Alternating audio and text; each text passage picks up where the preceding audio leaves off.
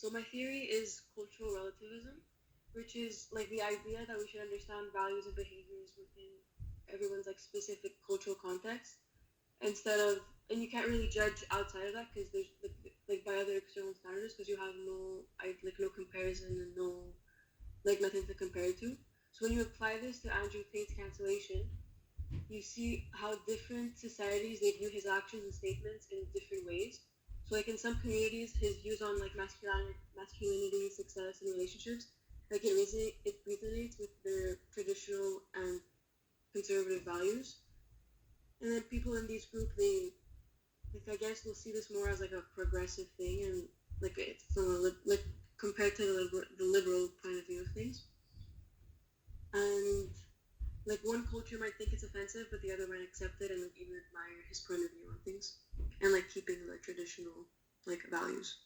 Okay, so like knowing that, what do you think like the stance of like Andrew Tate's cancellation that like cultural relativism would take, you know?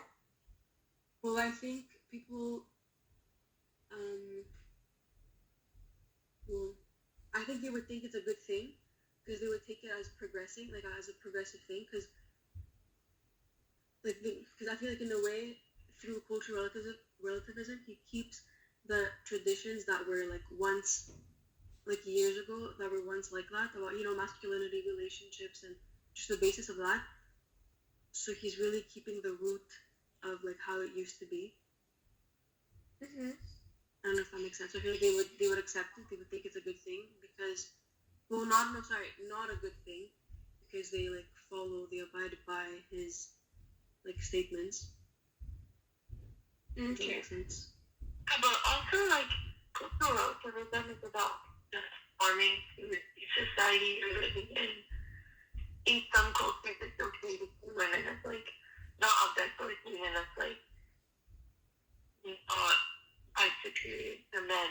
But Andrew Tate is is living in the United States, so he would have to conform to the mentality of the U.S. citizens, and currently they don't think that. Mm-hmm.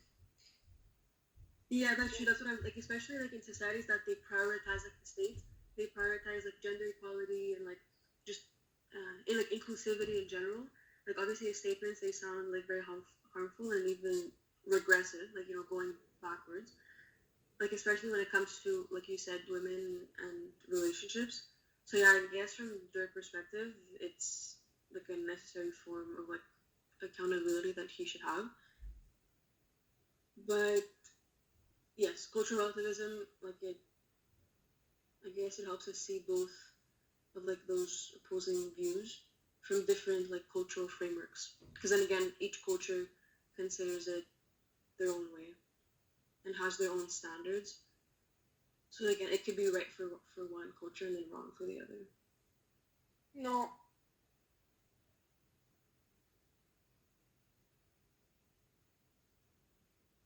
Okay. Sorry guys. Well,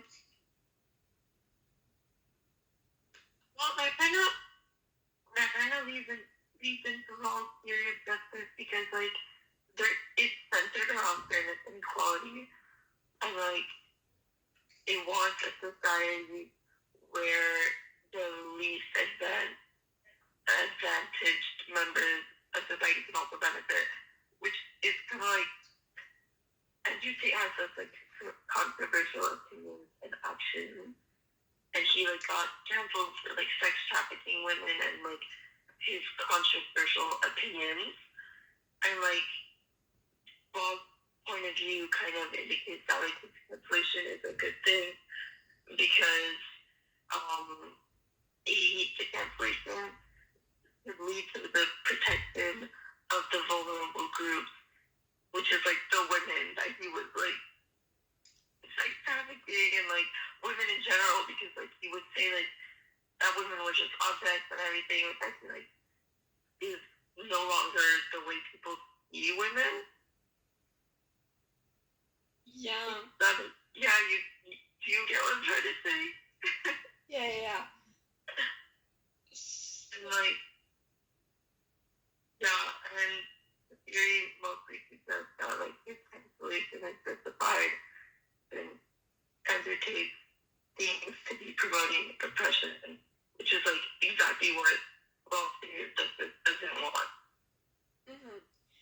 from like utilitarianism point of view, like I have to take accountability like everyone involved.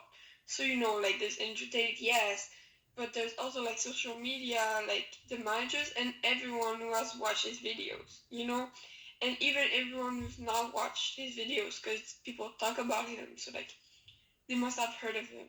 There's like Andrew Tate's family and like his supporters, but people who he hurts. So like it's not a light decision like I can take on top of my head like this. Like there's a lot of calculation needed. Like to calculate like how much happiness is gonna bring and like all of that. So yeah, what do you have to say, Courtney? Well, from a deontology point of view, like punishment is kind of about fitting the crime. So in this case, I feel like we would be against canceling him.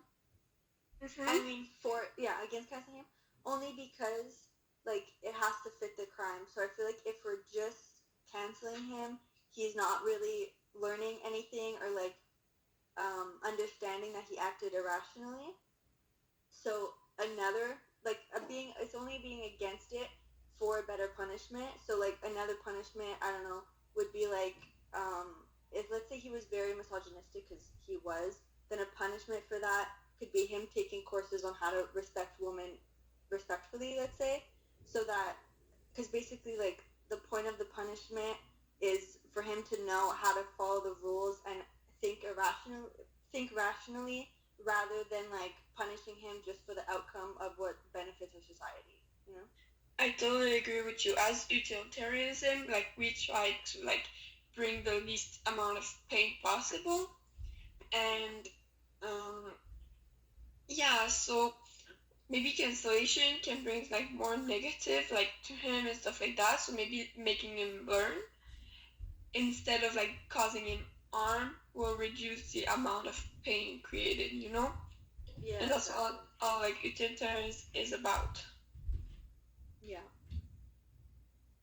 Yeah, but I feel like from like the utilitarian point of view, it's also a good thing for him to be canceled because like all of like young people watching these videos and hearing what he has to say are advocates for adopting his harmful point of view, which could lead to more harm in the end run. Yeah. Well, maybe just deleting his videos and like, I've seen that he's been banned from YouTube, TikTok, Facebook, and Instagram. So like that just prevent him from saying harmful things to like other people that are on the internet. But also, can't he just create other accounts, like fake accounts, let's say, and just do it again? I don't think he can actually. I think it's like with his number, email, or I think it's just his whole everything is blocked, like his whole presence on social media. Yeah, I think social media are like more smart than just this, Yeah. Yeah. But there's also like the risk of like him going on like people's podcasts and things. Yeah, exactly. Yeah. Okay.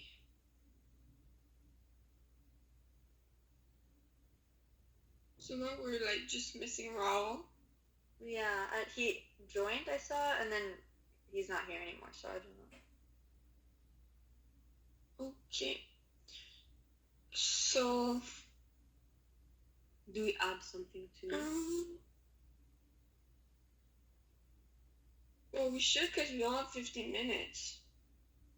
Okay, well, let's say again from a cultural relativism point of view, I guess this like it creates a sort of challenge like of how do you manage the differences in like from a culture to another, and like what people see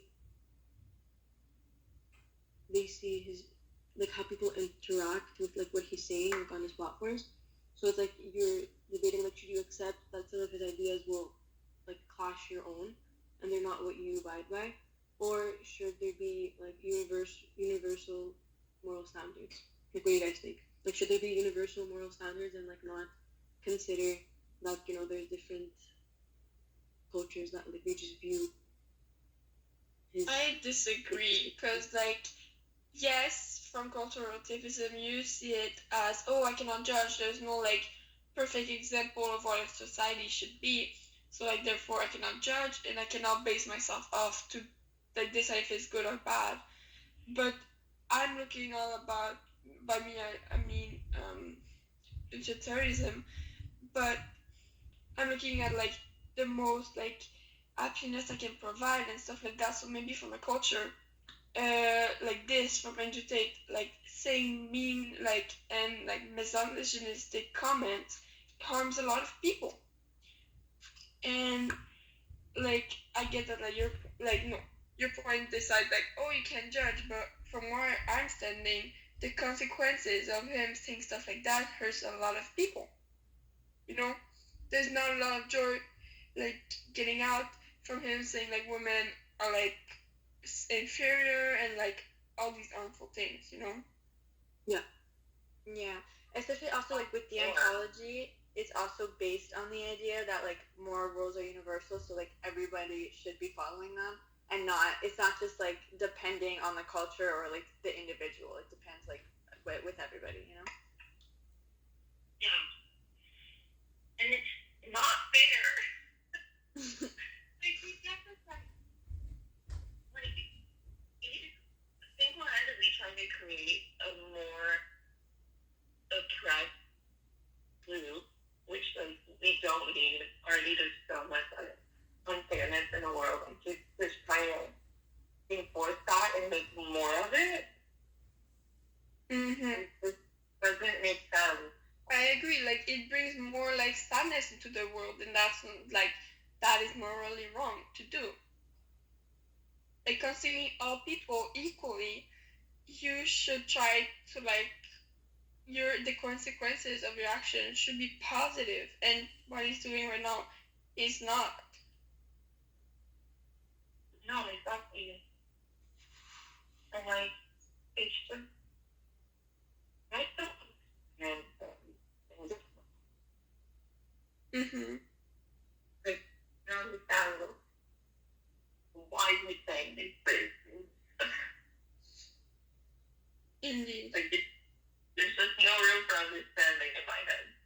I agree with like the idea of what you guys are saying, but like from like a utilitarian point of view, let's say, it's basically like all about emotions because you're trying to do like what makes the most people happy. But for deontology, you're supposed to like leave out the emotions. You know, like it's not about like making people happy or having a negative impact. Like it's not really about that. It's just about making that person realize that they're irrational, like that they're thinking irrationally. So I agree with the idea of what you're saying, just not like the reasoning for it. Yeah, I think that we'll go on. What would you recommend regarding deontology?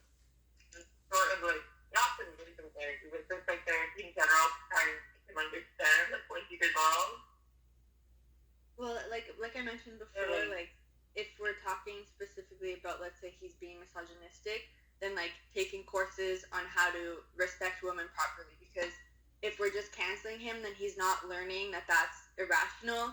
He's just like, people are just against him, and he's like, oh, okay, like he's not learning anything. So if we find a way, let's say, to make him take courses, then he's actually going to be learning something and like understand that, like how to properly think, essentially.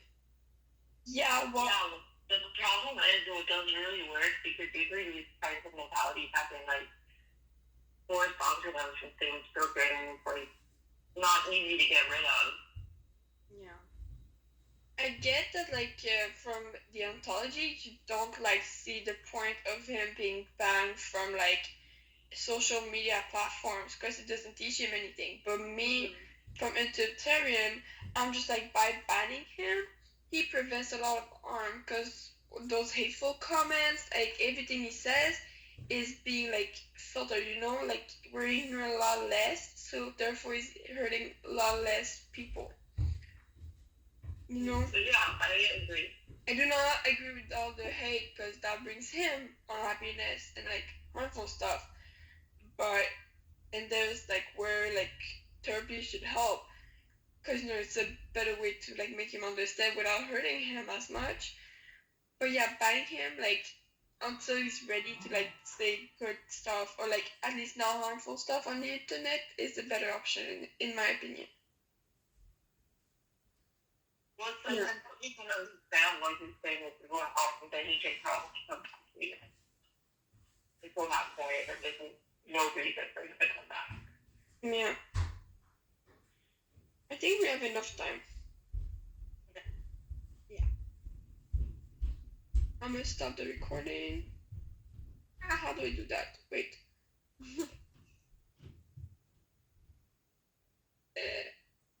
Okay. Wait. Where do I post my notes? Because I'm finishing that right now. I think just on